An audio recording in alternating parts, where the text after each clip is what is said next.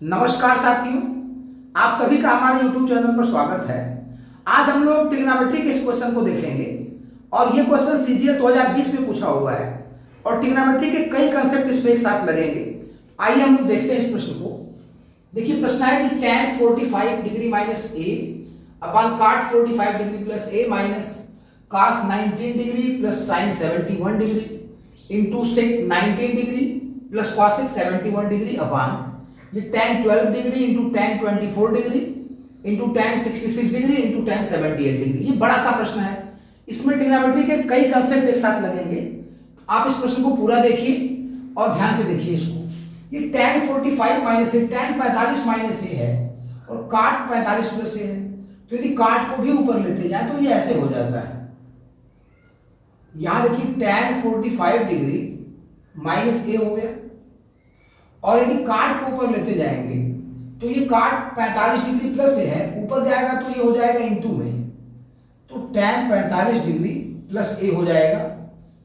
तो यहाँ पे tan 45 डिग्री माइनस ए है और ये cot जब ऊपर ले जाएंगे तो cot का भी tan हो जाएगा, तो ये भी tan 45 डिग्री प्लस ए हो जाएगा और बाकी ये सारी चीजों को वैसे ही रहने दीजिए। अब इसका कंसेप्ट देखिए ये होता है कि आप लोग कहीं फार्मूला नोट कर लीजिए कि tan 45 डिग्री माइनस ए इंटू tan 45 डिग्री प्लस ए, इसका मान 1 हो जाता है।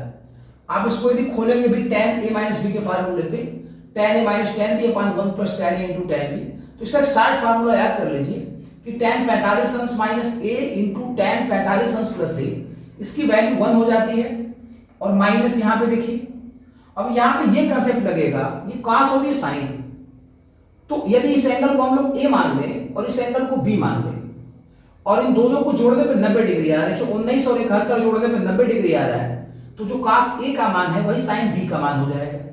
तो ये cos 19 डिग्री आपको लिख देना है, cos 19 डिग्री लिख देना है और इसको भी cos 19 लिख सकते हैं, तो cos 19 डिग्री प्लस इसको भी cos 19 डिग्री लिख सकते हैं आप, तो ये भी cos 19 डिग्री हो गया, दोनों ही cos 19 डिग्री हो गए इनटू।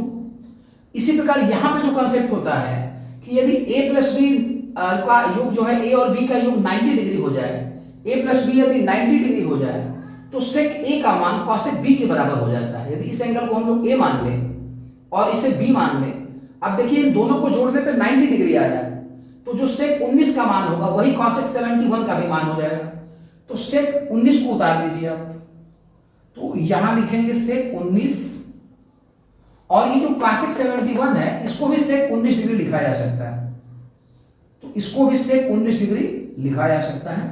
तो अब इसके बाद पूरे के अपान देखिए क्या लिखा हुआ है, tan 12 degree into tan 24 degree into tan 66 degree into tan 78 degree. अब यहां पे देखिए जो कंसेप्ट काम करेगा कि यदि a plus b is equal to 90 degree हो जाए, यदि दो कोणों का योगफल 90 डिग्री हो जाए तो tan a into tan b is equal to 1 हो जाता है। तो 12 और 78 जोड़ेंगे तो 90 हो जाएगा, 12 और 78 जोड़ेंगे तो 90 डिग्री हो जाएगा, तो tan 12 इंटू tan 78 का जो मल्टीप्लीकेशन है 1 हो जाएगा, तो ये हो गया 1।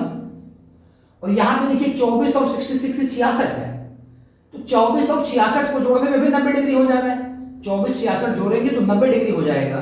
तो यदि tan a into tan b हो और a और b को जोड़ने पे 90 डिग्री हो जाए तो tan a into tan b 1 हो जाता है, तो 24 66 का योग जो है 90 डिग्री हो जाएगा, तो tan a into tan b इसका भी मल्टीप्लीकेशन क्या हो जाएगा 1, यानी tan 12 into tan 24 into tan 66 into tan 78 सबका गुणनफल 1 हो जाएगा। अब यहां देखिए आपका हो गया ये 1। अब ये देखिए cos 19 और cos 19 मिला के दो बार जोड़ देंगे तो 2 cos 19 डिग्री हो जाएगा और यहां देखिए sec 19 डिग्री और sec 19 डिग्री, इसको भी दो बार जोड़ देंगे, sec 19 प्लस sec 19, तो ये भी sec 19 डिग्री हो जाएगा और 1 इंटू 1 1 हो जाता है।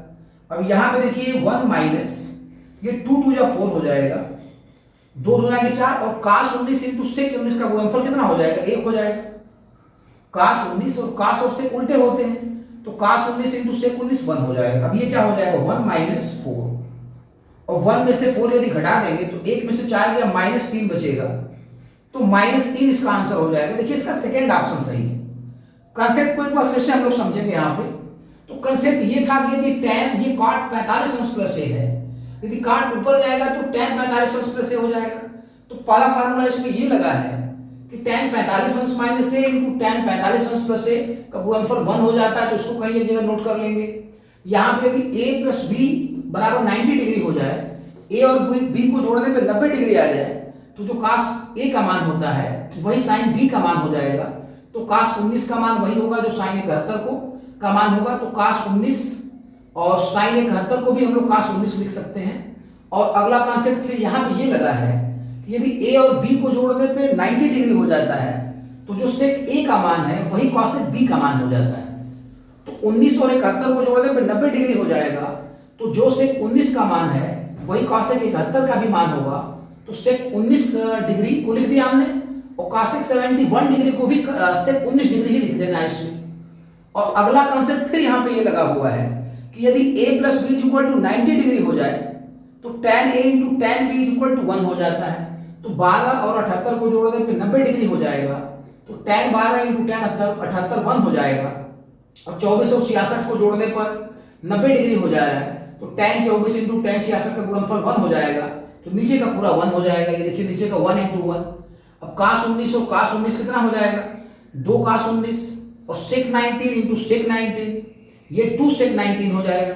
अब 2 दूना के 4, cos 19 इंटू sec 19 का जो गुणनफल है वो 1 हो जाता है, तो ये 1 हो जाएगा। और ये 4 तो 1 माइनस 4 माइनस 3 हो गया। तो ऐसे ये सवाल को लगाना था। आज की वीडियो में बस इतना ही। धन्यवाद।